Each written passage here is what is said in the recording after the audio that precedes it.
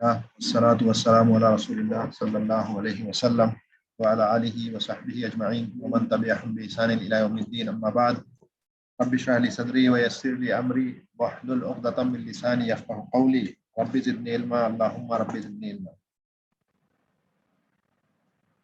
ما زلنا مع الكتاب عمدة الطالب لنيل المعارف للشيخ منصور ابن يونس ابن إدريس البهوتي الحنبلي رحمه الله المتوفى في القرن الحادي والعشر من الهجرة،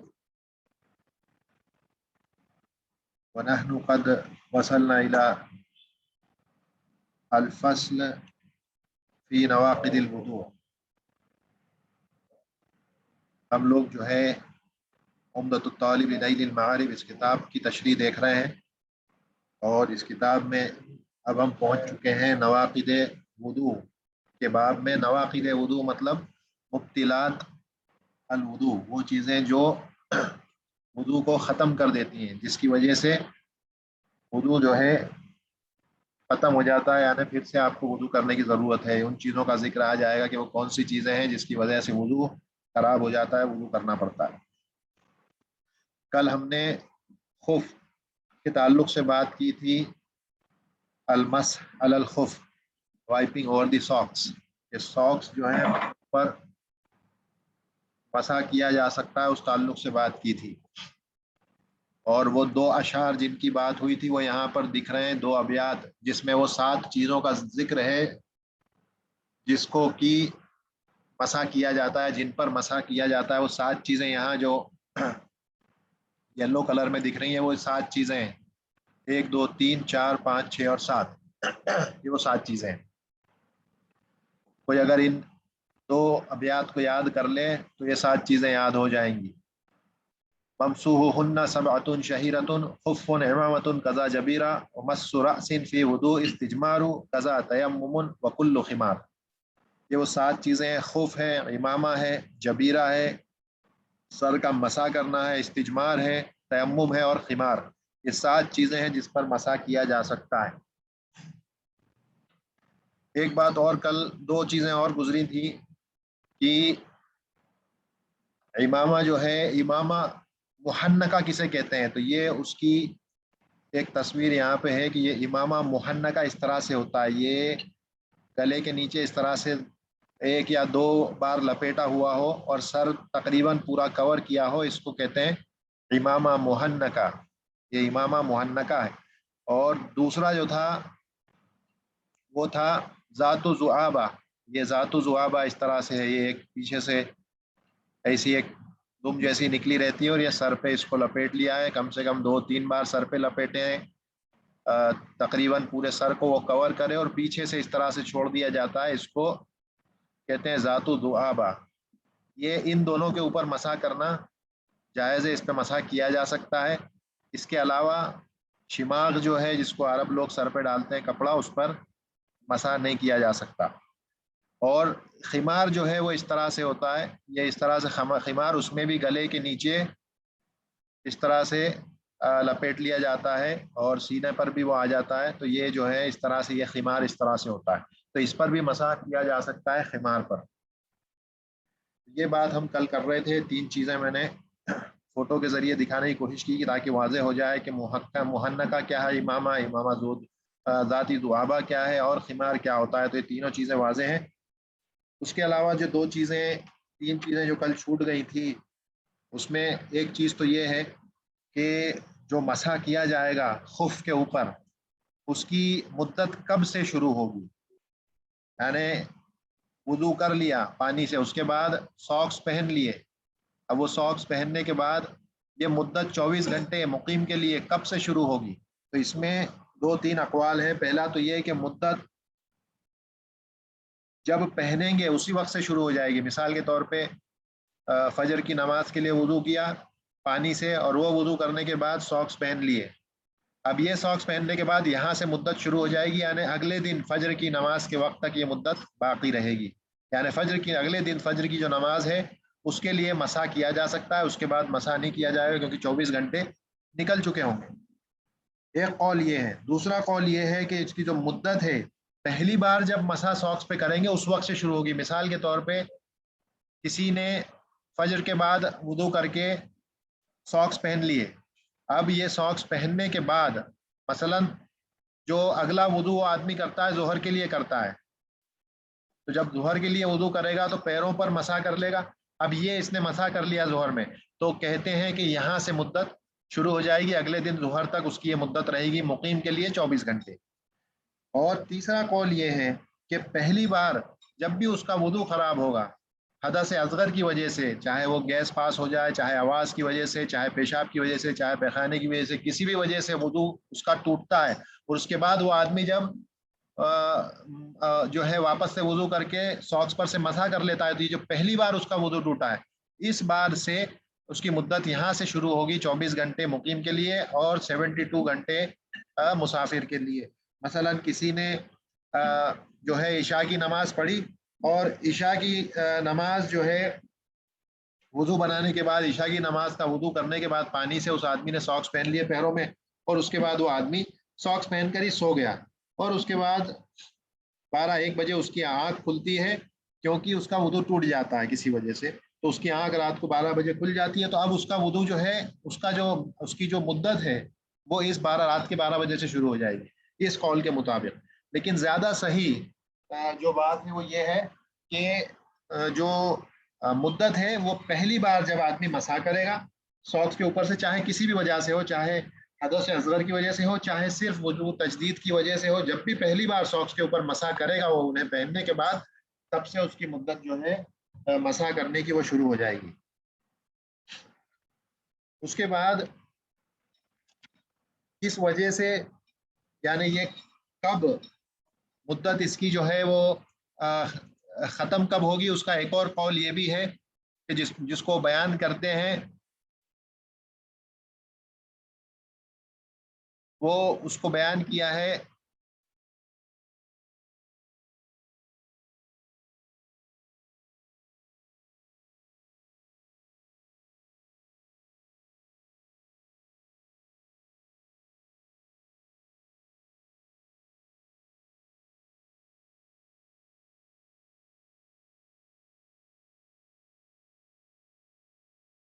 خیر, اس کو بیان کرتے ہیں کہ یہ اس کی مدت, ایک تو مدت جب ختم ہو جائے گی تو اس کے بعد میں اب ساکس پہ سے مسح کرنا جائز نہیں ہے جب 24 گھنٹے مقیم کے لیے گزر جائیں, یا 72 گھنٹے 72 گھنٹے جو ہیں ایک مسافر کے لیے اگر گزر جائیں تو اس کے بعد اس کے لیے مسح کرنا جائز نہیں ہوگا. اب اس کو واپس سے نیا وضو کرنا پڑے گا, اور اس کے بعد اس کو پھر سے وہ ساکس کو وضو کرنے کے بعد پانی سے اس کو پہننا پڑے گا, پھر اس کے بعد پھر سے نئے 24 گھنٹے شروع ہوں گے. تو وہی بیان کر رہے ہیں, وہ متا حصل ما یوجب الغسل, ہر وہ چیز جس کے لیے غسل واجب ہو جاتا ہے اگر ایسا کچھ ہو جائے تو پھر اس صورت میں اب یہ جو ہے مسح نہیں کر سکتے ساکس پہ سے. اب وہ جگہ بتا رہے ہیں کہ کب مسح نہیں کیا جا سکتا, کہتے ہیں متا حصل ما یوجب الغسل, کہ ہر وہ چیز جو غسل کو واجب کر دے, اگر ایسی کوئی چیز ہو جاتی ہے تو پھر مسح نہیں کیا جا سکتا ساکس پہ سے. اسی طرح سے او ظہر بعد محل الفردی, اسی طرح سے جو پیر پہ پہنا گیا ہے اس جو پیر دھویا جاتا ہے جتنا حصہ پیر کا, اگر اس پہ سے اتر جائے ساکس کسی بھی وجہ سے, تو پھر اس صورت میں بھی, اور وہ زیادہ دیر تک کھلا رہ جائے وہ حصہ جس پر کی ساکس رہنا چاہیے, آپ نے وضو بنا کر کے ساکس پہنا تھا, اب کسی وجہ سے وہ ساکس جو ہے اتر کر کے تھوڑا سا نیچے آ جائے اور زیادہ وقت تک وہ کھلا رہ جائے, تو اس صورت میں بھی اب اس پر سے دوبارہ مسح کرنا جائز نہیں ہوگا. اب اس کو نکال کر کے پورا وضو کرنا پڑے گا, پیر دھونا پڑیں گے, اس کے بعد آپ کو ساکس پہننا ہے. یا او ان قدت المدت, یا مدت ختم ہو جائے 24 گھنٹے مقیم کے لیے اور 72 آورز 72 گھنٹے مسافر کے لیے, جب یہ مدت ختم ہو جائے گی تو اس صورت میں بھی اب وہ مسح نہیں کر سکتا. تو اسی لیے کہہ رہے ہیں بطل الوضو, اس کا وضو باطل ہو جائے گا ان میں سے کچھ بھی ہوگا تو. ٹھیک ہے, تو یہ بات ہم نے جو ہے کل کی تھی. ایک چیز اور کل جو باقی رہ گئی تھی وہ تھی کہ ساکس پر مسح کرنا یعنی خف پر مسح کرنا اور جبیرہ پر مسح کرنا, اس میں فرق کیا ہے.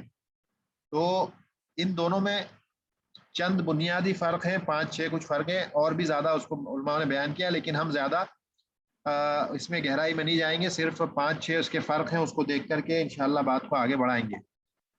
تو پہلا فرق یہ ہے جبیرہ پہ اور ساکس پہ مسح کرنے کے بیچ میں۔ پہلا تو یہ ہے کہ جبیرہ جو ہے اس پر مسح کرنا یہ ایک قسم کی رخصت ہے۔ کسی آدمی کو چوٹ لگی ہے، اس وجہ سے اس کو یہ رخصت ملی ہے کہ وہ اس پر مسح کر سکتا ہے، یعنی کہ آپ کو اس لیے مسح کرنے کی اجازت ہے جبیرہ پر، کیونکہ اگر آپ اس کو پانی لگنے دیں گے تو ہو سکتا ہے کہ آپ کو نقصان ہو اس زخم پر پانی لگنے کی وجہ سے۔ تو یہ عزیمہ ہے، ایک رخصت ہے، یہ آپ کو ایک رخصت کے طور پہ، یعنی آپ کو یہ آپ کے لیے بہتری ہے اس میں، اس وجہ سے آپ یہ کر رہے ہیں، آپ کو ایک نقصان سے بچا رہی ہے شریعت، تو اس وجہ سے یہاں پہ اجازت ہے۔ جبکہ ساکس کے اوپر مسح کرنا یہ مباح ہے، یعنی آپ چاہو تو آپ مسح کرو اور آپ چاہو تو اس کو نکال کے دھو سکتے ہو، لیکن یہاں عزیمہ میں کیا ہوتا ہے، آپ اس کو نکال نہیں سکتے، کیونکہ آپ نکالو گے تو آپ کو نقصان، ضرر، ہارم ہونے کا خطرہ ہے اس چوٹ کی وجہ سے، اس زخم کی وجہ سے۔ تو یہ رخصہ ہے، یہ عزیمہ ہے، یعنی خف پر مسح کرنا یہ رخصت ہے، کنسیشن ہے، اور یہ عزیمہ ہے۔ یہ اصول فقہ میں پڑھا جاتا ہے کہ رخصت اور عزیمہ میں کیا فرق ہے، لیکن ابھی یہ صرف سمجھیں کہ رخصت کنسیشن ہے، یعنی آپ کو اجازت ہے، آپ چاہے تو کرو چاہے تو نہ کرو۔ اور یہاں پر جو ہے آپ کو اس نقصان کی وجہ سے اب آپ کو لازمی طور پہ وہ کرنا ہی پڑے گا، کیونکہ اگر نہیں کرو گے تو ممکن ہے کہ آپ کو تکلیف ہو اور آپ کو نقصان ہو سکتا ہے اس زخم پر پانی لگنے کی وجہ سے۔ دوسرا یہ ہے کہ اس کا جو وقت ہے مسح جو ساکس پر، خف پر کرتے ہیں، اس کے لیے مقیم کے لیے 1 دن اور 1 رات، اور مسافر کے لیے 3 دن اور 3 رات۔ لیکن جبیرہ جو ہے اس میں وقت جو ہے وہ اس وقت تک ہے جب تک کہ کوئی معتبر ڈاکٹر یہ نہ کہہ دے کہ آپ ٹھیک ہے، اب یہ اگر جبیرہ اتار کے اس زخم پر اب پانی بھی لگ جائے گا تو کوئی مشکل نہیں ہے۔ جب تک وہ ڈاکٹر نہیں کہے گا تب تک آپ کو جبیرہ لگا کے رکھنا ہے، اور جبیرے کے اوپر آپ مسح کر سکتے ہیں۔ وقت کے تعلق سے یہ فرق ہے۔ اس کے بعد جگہ کے تعلق سے کہ کہاں پر لگتا ہے، کہاں پر پہنا جاتا ہے جبیرہ، تو جبیرہ جو ہے صرف جہاں حاجت ہے اسی جگہ پہنا جائے گا، جہاں چوٹ لگی ہے اس جگہ جبیرہ پہنیں گے، اور جہاں تک خف کا سوال ہے وہ پیروں میں پہنا جاتا ہے۔ تو یہ بھی ایک فرق ہے۔ اب مسح کرنے کا طریقہ کیا ہے؟ پوری کی پوری جگہ پر آپ مسح کریں گے، جہاں بھی پورا حصہ ہے اس پر آپ مسح کریں گے۔ جیسے کہ جبیرہ پورے ہاتھ پر اگر لگی ہوئی ہے تو آگے پیچھے ہر طرف آپ کو مسح کرنا پڑے گا، کیونکہ پورے ہاتھ پر، یعنی جو آپ کا یہ کف ہے، جو پام ہے، اگر وہ پام پر بینڈیج لگی ہوئی ہے تو وہ پورے پہ آپ کو پانی لے کر کے پانی کو چھڑک دیں گے، ہاتھ صرف گیلا رہنا چاہیے، اور پورے ہاتھ پر اس کو جو ہے ہتھیلی وغیرہ پر پھیر لیں گے۔ تو یہ طریقہ مسح کرنے کا جبیرہ پہ۔ لیکن مسح کرنا ساکس پہ کہاں ہے؟ صرف اس کے اعلیٰ پہ، اوپر کے حصے پہ، اسفل نیچے والے حصے پہ مسح نہیں کیا جاتا ساکس کے، تو مسح صرف اوپر ہوگا۔ تو مسح کرنے کے طریقے میں بھی فرق ہے۔ اس کے بعد اس کے لیے ساکس کے لیے، یعنی ساکس پر سے مسح کرنے کے لیے کنڈیشن ہے، شرط یہ ہے کہ طہارت کی حالت میں ہی ہو، طہارت کی حالت میں ہی آپ نے پہنا ہو۔ جبکہ جبیرہ پر سے مسح کرنے کے لیے ضروری نہیں ہے کہ وہ طہارت کی ہی حالت میں پہنا ہو، کیونکہ ہم نے وہ فرق دیکھا تھا کہ اگر اس کو کوئی آدمی ایسی حالت میں اس کو جبیرہ پہننا پڑتا ہے کہ وہ وضو کی حالت میں نہیں تھا، یا اس کے جسم کے اعضاء دھلے ہوئے نہیں تھے، کیونکہ ممکن ہے، ایسا ہو سکتا ہے کہ انسان ایسی حالت میں اس کو پہن لے کہ اس وقت وہ وضو کی حالت میں نہیں تھا، لیکن اب چوٹ تو اس کا کوئی وقت نہیں ہے کہ کب لگے گی، تو بغیر طہارت کی حالت میں بھی جبیرہ اگر پہن لیا ہے تو اس کا طریقہ ہم نے دیکھا تھا کہ ایسی صورت میں آدمی تیمم کرے گا، پھر اس کو اس جبیرہ پر مسح کرنے کی ضرورت نہیں ہوگی۔ تو اس کے لیے شرط نہیں ہے طہارت۔ اور آخری چیز اور بھی ہو سکتی ہے، لیکن ابھی یہ 5 یا 6 جو ہے اس میں ڈفرینس کافی ہے۔ آخری چیز یہ ہے کہ جو خف پر سے مسح ہوتا ہے یہ صرف حدث اصغر کے لیے ہوگا، یعنی گیس کا خارج ہو جانا، آواز کا خارج ہو جانا، پیشاب کے لیے، پیخانے کے لیے، یہ جو حدث اصغر جس کو کہا جاتا ہے، اس کے لیے آپ اس کے لیے مسح ہے ساکس پہ، خف کے اوپر۔ لیکن جبیرہ جو ہے اس پر حدث اصغر اور حدث اصغر دونوں، اکبر اور اصغر دونوں قسم کی حدث کے لیے جبیرہ پر سے مسح کیا جا سکتا ہے۔ تو یہ کچھ چند فرق تھے ان دونوں چیزوں کے، جس کو کہ یہاں پر بیان کیا ہے۔ اب آگے جو ہے نواقض الوضو کا باب آ رہا ہے، اور ہمارے پاس ابھی میں سمجھتا ہوں 10-12 منٹ ہیں، تو خیر جتنا بھی ہو سکتا ہے اتنا کر لیں گے، اور اس کے بعد میں اس کو لگے گا تو پھر سے ریپیٹ کر لیں گے انشاءاللہ۔ باب نواقض الوضو آ گیا ہے، اور باب نواقض الوضو سے مراد یہاں نواقض ناقد کی جمع ہے، اور ناقد اصل میں حدمہ یعنی کسی چیز کو ڈھا دینا اور گرا دینے، اس معنی میں نقدہ یہ لفظ آتا ہے، لیکن یہاں پر اس سے مراد ہے نواقد سے مبتلات، مبتلات الوضو، یعنی وہ چیزیں جو وضو کو ختم کر دیتی ہیں، خراب کر دیتی ہیں، اور اس کے بعد وضو کرنا لازم ہو جاتا ہے۔ ان چیزوں کا ذکر یہاں پہ ہوگا کہ وہ کتنی ہے۔ اس کتاب میں 4 یا 5 یا 6 کا ذکر ہے، لیکن اصل وہ 8 ہوتی ہیں، جس کو یہ دوسری کتاب دلیل الطالب ندیل المطالب میں بیان کیا ہے کہ وہ کتنی ہیں۔ یہ اس جگہ پہ کہہ رہے ہیں ہیا سمانیہ، یہ 8 ہوتی ہیں۔ باب نواقض الوضو، یہ دلیل الطالب بنیل المطالب دوسری کتاب میں اس کو بیان کیا، لیکن ہم جو کتاب پڑھ رہے ہیں عمدۃ الطالب بنیل المعارف، اس میں وہ ساری 8 تو نہیں ہے، لیکن اس میں سے کافی اس میں بیان کی کتاب ہم یہ پڑھ رہے ہیں تو اسی کے حساب سے چلیں گے۔ تو کہتے ہیں ینقضہ خارج من سبیل، یہ پہلا ہے، یہ پہلا نواقض وضو ہے جو کہ وضو کو خراب کر دیتا ہے۔ خارج من سبیل، اب یہاں سبیل سے مراد یہ نہیں ہے کہ صرف کسی ایک جگہ سے، سبیل سے مراد یہ نہیں ہے کہ کسی ایک ہی جگہ سے خارج ہے، سبیل جنس کے لیے ہے، سبیل جنس کے لیے، مطلب انسان کے جو دونوں ایگزٹس ہیں، چاہے پیشاب کا راستہ چاہے پیخانے کا راستہ، ان میں سے کہیں سے بھی کوئی چیز اگر خارج ہوتی ہے، چاہے وہ نجیس ہو چاہے وہ طاہر ہو، چاہے وہ نجیس ہو چاہے وہ طاہر ہو، وہ وضو کو خراب کر دے گی، وہ وضو کو باطل کر دے گی، تو خارج من سبیل۔ اسی طرح سے وہ قضا من باقی البدن، وہ قضا من باقی البدن ان کان بولا او غائطا او کثیرا نجسا غیرہما کا قیء و دم۔ اس کے بعد کہتے ہیں کہ اسی طرح سے باقی بدن سے بھی اگر بول ہے، پیشاب ہے، پیخانہ وغیرہ ہے، یہ اگر نکلتا ہے تو مطلقاً، مثال کے طور پہ کسی کو بیماری بھی ہو سکتی ہے کہ پیٹ وغیرہ میں کہیں اور سے بھی پیشاب خارج ہو جائے یا پیخانہ نکل جائے، تو وہ نکلنے کی وجہ سے بھی وضو ختم ہو جائے گا، باطل ہو جائے گا۔ یا او کثیرا نجسا غیرہما، ان کے علاوہ کوئی اور دوسری نجس چیز بھی، ان دونوں بول اور غائط کے علاوہ، لیکن کثیر تعداد میں، تھوڑا بہت خون وغیرہ نکل جائے گا تو اس سے وضو خراب نہیں ہوتا ہے، لیکن بہت زیادہ تعداد میں نکل جائے، کوانٹٹی میں نکل جائے، اس کی مقدار زیادہ ہو تو پھر وضو خراب ہو جاتا ہے۔ اور کم اور زیادہ کا فیصلہ کیسے ہوگا؟ یہ عرف کے حساب سے ہوگا، یعنی درمیانی طور پر ایوریج ایک آدمی کے نزدیک، کسی جگہ پہ کسی ایوریج آدمیوں کے نزدیک ایک زیادہ کسے کہا جاتا ہے، اس بنیاد پر فیصلہ ہوگا۔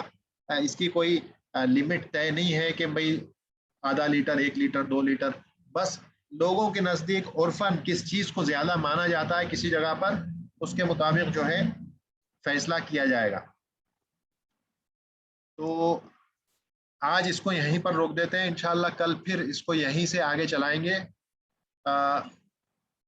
کیونکہ اب وقت کم بچا ہے، اس لیے یہ پورا ہم کر نہیں پائیں گے، انشاءاللہ اس کو کل یہاں سے آگے بڑھائیں گے۔ سبحانک اللہم و بحمدک اشہد ان لا الہ الا انت استغفرک و اتوب الیک۔ السلام علیکم۔